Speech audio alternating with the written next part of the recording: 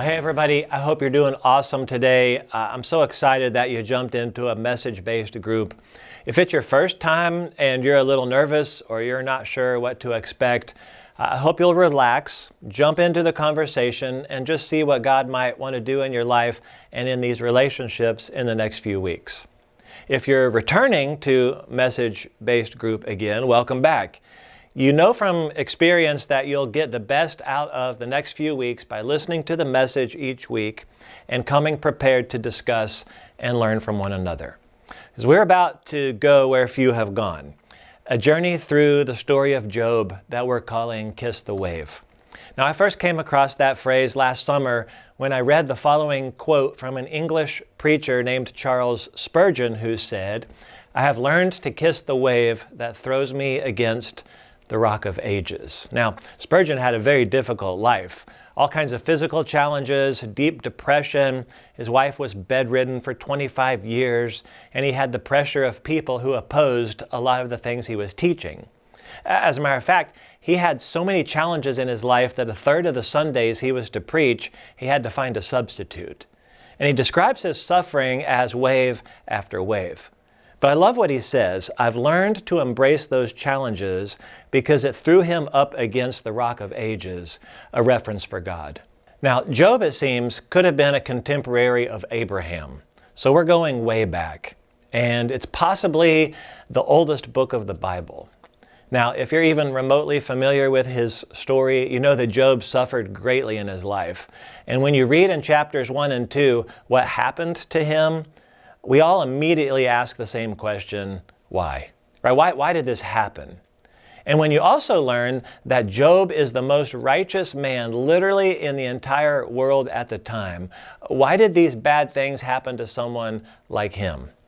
Maybe even more perplexing for me is that he will go to his grave without ever getting a direct answer. Now, Job is part of a section of the scripture called wisdom literature.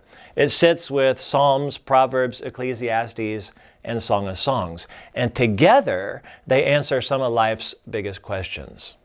So when you open the book of Job, you'll notice it has 42 chapters. God himself speaks, but only in the final few.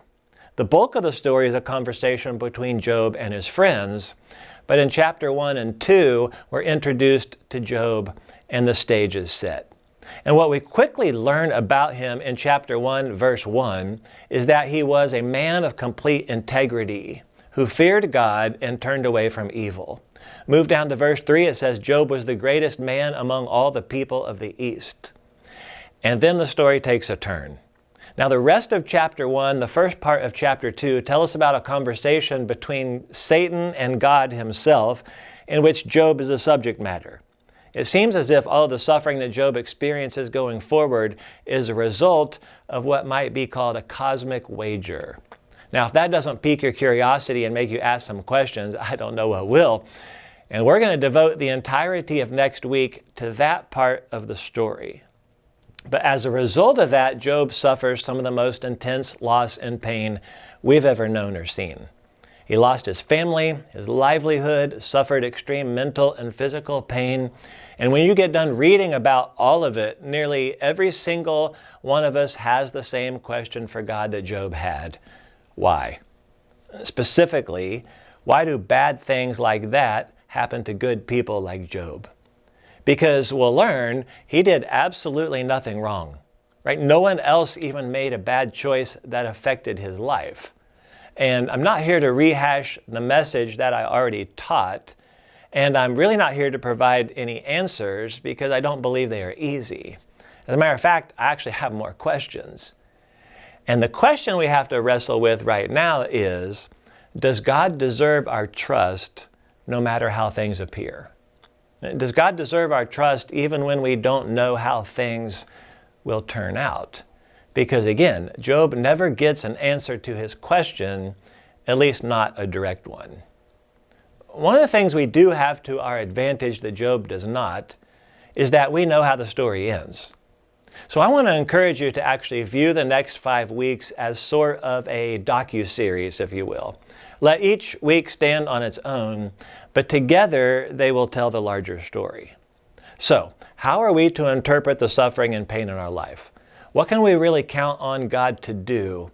And how is it really possible to embrace or to kiss the waves in our lives that threaten to crush us?